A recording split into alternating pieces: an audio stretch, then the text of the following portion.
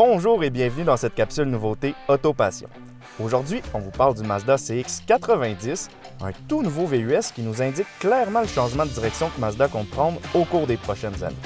Alors sans plus tarder, voici 5 choses à savoir sur ce nouveau CX-90 2024. Numéro 1, repositionnement sur l'échiquier automobile.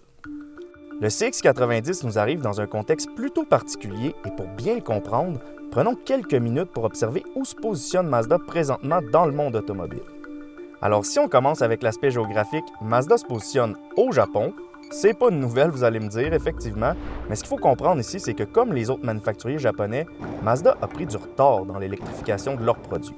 Et si plusieurs raisons peuvent expliquer ce phénomène-là, l'un ressort particulièrement à mes yeux, parce que souvenez-vous que les premiers à avoir commercialisé une voiture électrique ont été Nissan avec la Leaf, et à l'époque, le futur électrique s'annonçait prometteur pour l'industrie automobile japonaise. Mais ça, c'était en décembre 2010, et le problème, c'est qu'à peine 3 mois plus tard, Fukushima. un tsunami a frappé le Japon, entraînant le désastre de Fukushima, qui a réduit la production d'électricité des centrales nucléaires du pays à zéro. Et même si certaines centrales ont repris du service depuis, elles représentent à peine 6 % de la production d'électricité actuellement, contrairement à 25 % avant 2011, un chiffre semblable par exemple à celui de la Corée du Sud aujourd'hui. Donc, de par sa géographie, ses ressources et le désastre de Fukushima, le Japon est l'un des pays qui dépend le plus des énergies fossiles pour produire son électricité. Et d'un point de vue domestique, le moins qu'on puisse dire, c'est que l'engouement pour les véhicules électriques n'est pas au rendez-vous là-bas. En fait, si 30 % des véhicules vendus au Japon sont hybrides, c'est principalement pour économiser à la pompe, parce qu'à à peine 0,5 % pour les véhicules électriques, pas besoin d'un dessin pour comprendre que l'argument écologique de ce type de véhicule n'en est juste pas un sur cet archipel-là. Et même si les manufacturiers nippons sont tous de grandes multinationales aujourd'hui, il semble assez évident qu'au cours de la dernière décennie, la transition vers l'électrique est une idée qui n'a pas vraiment trouvé écho auprès des hauts dirigeants Toyota City, Minatao, Yokohama ou Fuchu. Heureusement, l'accumulation de rapports d'experts japonais comme celui du Climate Group, qui prédit que le pays pourrait perdre 50 % de ses exportations de véhicules, 14 % de son PIB et jusqu'à 700 milliards de dollars en profit d'ici 2040 si rien n'est fait, ça a été un véritable coup de gong dans les oreilles de ces mêmes dirigeants qui se sont finalement réveillés. Ils ont donc tous mis en place des plans d'électrification à moyen terme avec des investissements massifs pour rectifier la situation, mais le problème pour Mazda, c'est qu'ils n'ont jamais été le manufacturier avec les plus grandes ressources financières. En fait, pour vous donner une idée, à 1,3 million de véhicules vendus dans le monde en 2021, c'est 3 fois moins que le troisième manufacturier en importance au pays. Mazda ne peuvent donc pas se permettre de dépenser des dizaines de milliards pour faire leur transition électrique, au même titre que Toyota, Honda et Nissan par exemple, mais ce qu'ils peuvent faire par contre, c'est d'opter pour une transition plus réaliste en misant sur leur avantage comparatif numéro 1, le plaisir de conduire, et en s'attaquant à ce qui risque d'être le point faible de leur adversaire d'ici 2030 et le plus payant pour eux à court terme par la bande, j'ai nommé le segment des marques japonaises de luxe. Parce que pensez-y, Mazda doit être le tiers de Nissan en termes de vente, ils sont quand même près du double de Lexus, 7 fois Acura et plus de 15 fois Infiniti, sans compter que leur réseau de distribution est beaucoup plus étendu et se résume pas seulement à l'Amérique du Nord et à la Chine. Alors pendant que leurs concurrents ont le dos tourné et le nez plongé dans la transition électrique, Mazda ont l'opportunité de leur voler une partie de la tarte japonaise du segment premium et pour voir comment ils vont y arriver, c'est le moment de passer au deuxième point, un nouveau moteur. Depuis la nuit des temps, Mazda est reconnu pour ses véhicules le fun à conduire, économiques et abordables, mais pour se positionner dans un créneau plus haut de gamme, ça prenait plus que leur éternel 4 cylindres de 2,5 litres. Alors leur solution, c'est un tout nouveau 6 cylindres en ligne de 3,3 litres, turbo-compressé et jumelé à un système semi-hybride de 48 volts qui est en fait un alterno-démarreur installé entre le moteur et la transmission, un peu comme le fameux EQ-Boost chez Mercedes. Résultat des courses, les versions GS, GSL et GT développeront 280 chevaux et 322 livres-pieds de couple, mais vous pourrez aussi opter pour les versions plus puissantes, les GTP et Signature, qui, elles, développeront 340 chevaux et 369 livres-pieds de couple, ce qui en fait officiellement le moteur Mazda le plus puissant à ce jour.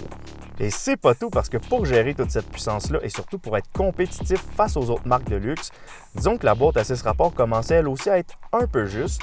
Alors Mazda ont doté le CX-90 d'une toute nouvelle boîte automatique à 8 rapports, qui transmettra la puissance aux 4 roues via le système iActive. Et pour s'assurer que le légendaire plaisir de conduire soit au rendez-vous, les ingénieurs Mazda ont opté pour une configuration qui distribue la puissance aux roues arrière en priorité, ce qu'on appelle communément une traction intégrale rear biased. Et ça, mes amis, la personne qui a approuvé cette décision-là mérite une promotion parce que je vous le dis, là, c'est ça qui change complètement la donne quand on est passionné de conduite.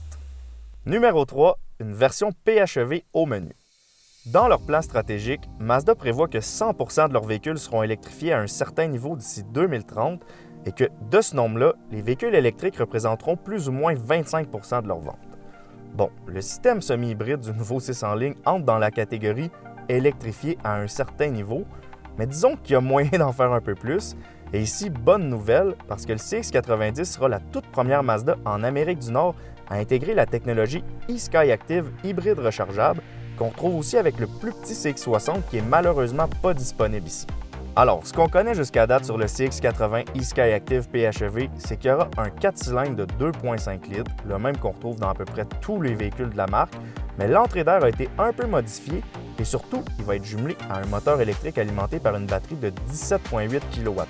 On parle donc d'une puissance combinée de 323 chevaux et 369 livres-pieds, ce qui commence à être assez intéressant comme chiffre. Et une autre chose intéressante, c'est que vu la taille de sa batterie, le CX90 PHEV sera vraisemblablement éligible à la subvention provinciale de 5 000 $, mais pour celle du fédéral, par contre, malheureusement, il va falloir attendre puisque l'autonomie électrique n'a pas encore été dévoilée. Par contre, rien ne nous empêche de spéculer parce que si on regarde d'autres VUS à 3 rangées, comme l'Outlander PHEV par exemple, on parle de 61 km avec une batterie de 20 kWh. Dans le plus luxueux, le Volvo XC90 est à 58 km avec une pile de 18,8 kWh. Et dans le plus petit un peu, le Mazda CX-60, qui a la même mécanique, est à 63 km. Alors si j'avais à parier, moi je miserais sur 54 km, ce qui le rendrait éligible aux 5 000 $ du fédéral puisque c'est plus que 50 km. Mais évidemment, je peux me tromper. Et d'ailleurs, si ça vous tente de jouer à ce jeu-là, n'hésitez pas à parier vous aussi en commentaire. Numéro 4, un look et un habitacle plus premium. Au niveau de son look, le CX90 conserve les éléments de la fameuse signature stylistique Kodo, mais il est aussi définitivement plus raffiné que le CX9 qui va remplacer. Son devant, par exemple, est plus large et plus imposant, avec sa calandre à motifs verticaux. Ses flancs sont très épurés, ce qui, selon Mazda, offre un look plus sombre et qui fait plus ressortir la simili-prise d'air sur les ailes et les jantes. À l'arrière, le pilier D est très courbé, ça ressemble à rien d'autre chez Mazda. Les feux sont tous en longueur, très minces, ce qui n'est pas sans me rappeler un peu ce qu'on retrouve à l'arrière de certaines BMW. Et finalement, pour ceux qui se posent la question, sachez que la capacité de remorquage des modèles munis du 6 en ligne s'élève à 5000 livres. Donc évidemment, juger du look d'une auto en photo versus en personne, on s'entend, c'est deux choses complètement différentes.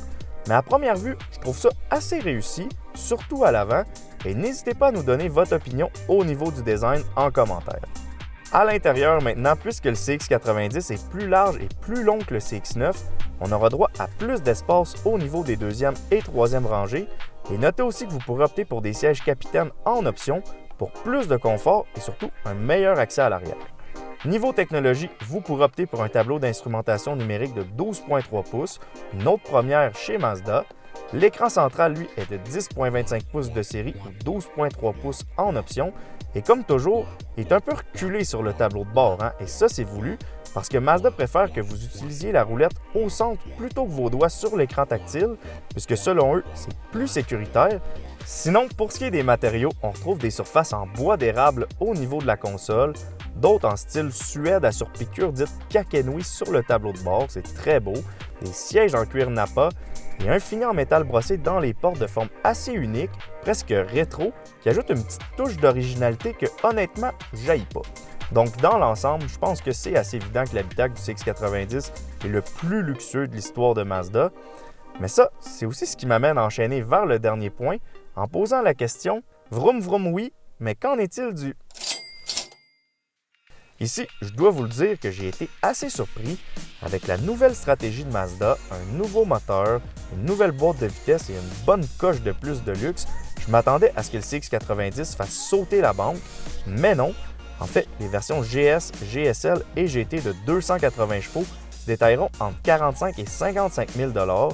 Les GTP et signatures de 340 chevaux seront respectivement à 59 et 63 000 $. Les versions PHEV oscilleront entre 55 et 64 000 $, ce qui est somme toute assez compétitif par rapport à des marques non premium. Alors la question maintenant, c'est est-ce que tous ces avantages-là sur papier vont se matérialiser dans la vraie vie? Eh bien ça, on risque de le savoir cet été quand il va faire son arrivée au pays et qu'on va pouvoir l'essayer. Donc d'ici là, n'hésitez pas à nous dire ce que vous en pensez, de liker si vous avez aimé cette vidéo et surtout de vous abonner à notre chaîne. Et maintenant, je vous dis, on se revoit bientôt dans une prochaine capsule.